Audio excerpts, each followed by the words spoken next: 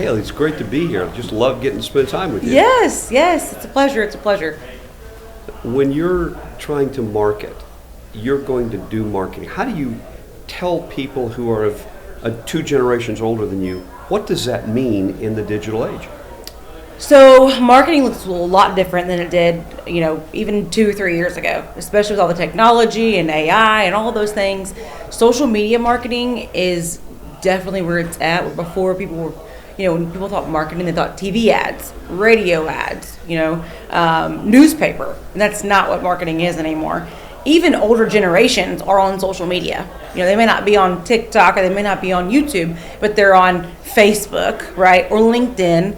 So marketing, your ideal client is on A, either all the platforms, or B, specific platforms based on your target ideal client. So their age, like their generation, or their interest. Are they more businessy? You're going to be looking at LinkedIn and YouTube. If it's more like leisure and just for entertainment, you're looking at TikTok and Instagram.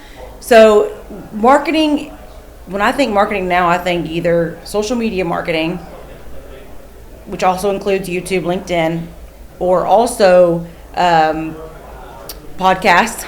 Okay, podcasts are marketing as well as email marketing. All right, you know that I have built a course called the Diamond Relationship Formula to help married couples to strengthen their marriages, Yes. to fix broken ones, to take a bad marriage and make it epic. Yep. And I think the target audience for that is probably 25 to 55-year-old married couples. Yes. How would you social media market to that demographic? So that is, when I think of the people who could benefit from that course, I think of all kinds. Obviously, there's no discrimination there. So I think the best platforms to market your course would be Facebook, would be Instagram. I would even say it would be TikTok as well. Especially if you took a podcast clips and we cut up a podcast where you're giving you're giving a couple of relationship advice, right? Or maybe it's just you talking about a very specific question that you get asked often, and then you take that and you cut that up and you can use it as a reels, right? Take it up, cut up and put it on reels. You can also take the long form of it and put it on YouTube. I think that there's so many people. Your specific niche or your specific course, there's not one certain place you're going to find all of your audience, right? Where if you're offering a specific business service, you may be looking more at LinkedIn, okay? I think that your ideal client can be on any social media whatsoever, and I think the best way is to take real life situations such as podcasts, such as even you just creating videos about top relationship questions or top relationship issues, right? My husband did the A, do I leave?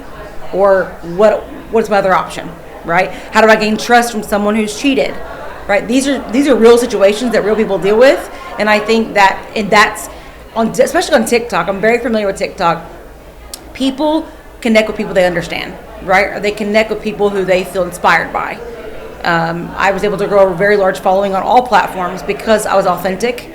I shared my ups and downs with business, relationship, and so I would say your course and the best way to market would be take advice, knowledge, and your experience, and share those in clips to catch your ideal client's attention. So is something like having been married to the same woman for almost 49 years, is that experience that people would say, hey, that's great, or that doesn't happen anymore, that's just not relevant to me?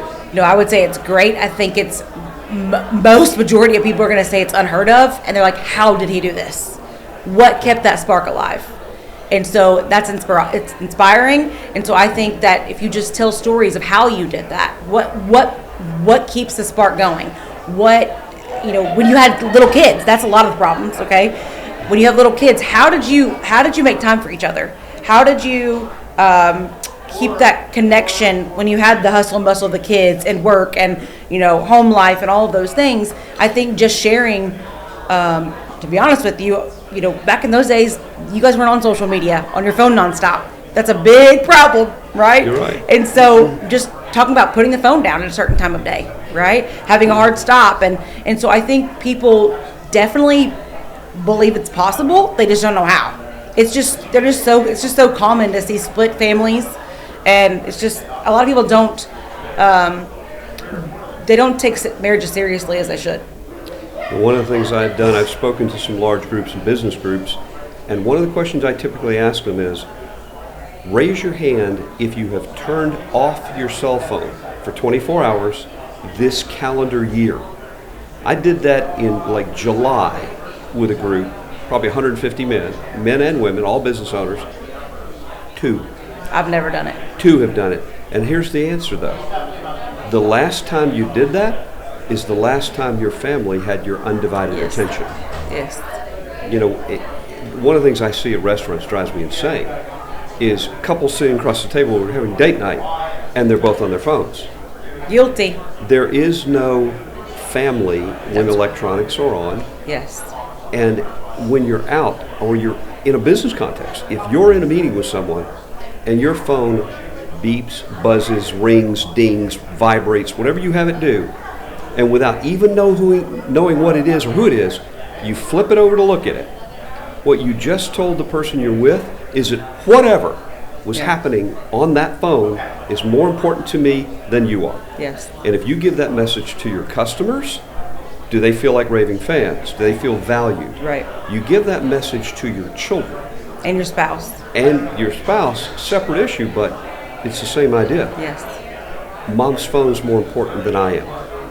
And to a husband, if your wife, you know, what you need as a man is respect. Yes. And you are being disrespected every time she picks up her phone in your presence. You're stepping on my toes, Stan. You're stepping on my toes. But I'll never forget you telling me that. And just speaking on that, you have so much expertise because you have children as well. You know, I have 4, you know, and you have 3. So one thing that I want to say that I think you also have expertise in is also being an entrepreneur and having a family. How do you separate life and business? And so, you know, I've been inspired by some of the things that you've said, but just come from my own experience, totally different generation where your kids have cell phones, right? Mm-hmm. My kids are 13 and 14, and they said something the other day that broke my heart, and this is just me being honest and open. They said I'm always working, I'm always in my office, right? Or I'm always going out of town. They're not getting to go on vacation because I'm out of town for work. And the other night I asked my son, I was like, you want to play Xbox with me and Dad? That's just something that my husband likes to do. Kids, he's like, no, I'd rather play a game. You want to play a game, like a physical game. Like, who even plays games anymore, right? And so one thing he said to me is, he said, I would rather sell this house and live in a box and have more time with my family than have everything that he has. 4-wheeler, dirt bike, Xbox, cell phone, all the things. I'm talking about a 14-year-old boy. There's a wonderful old motivational speaker named Zig Ziglar.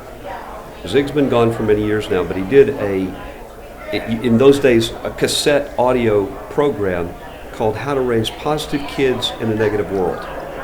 And he said, children spell love Time.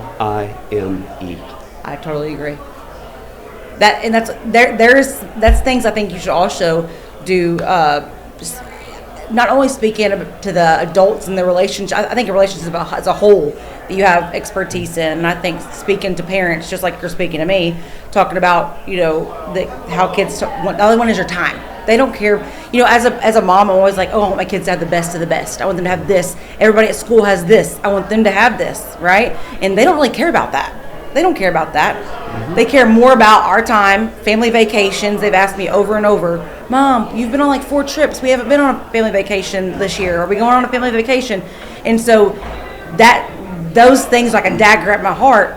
But during the week, all I focus on is I got to make more money. I got to get more clients so I can buy this or get him this or pay for this. And at the end of the day, I'm trying to teach myself there's going to be a hard cutoff time where, okay, whatever's for work, it can wait till tomorrow. They can wait till tomorrow.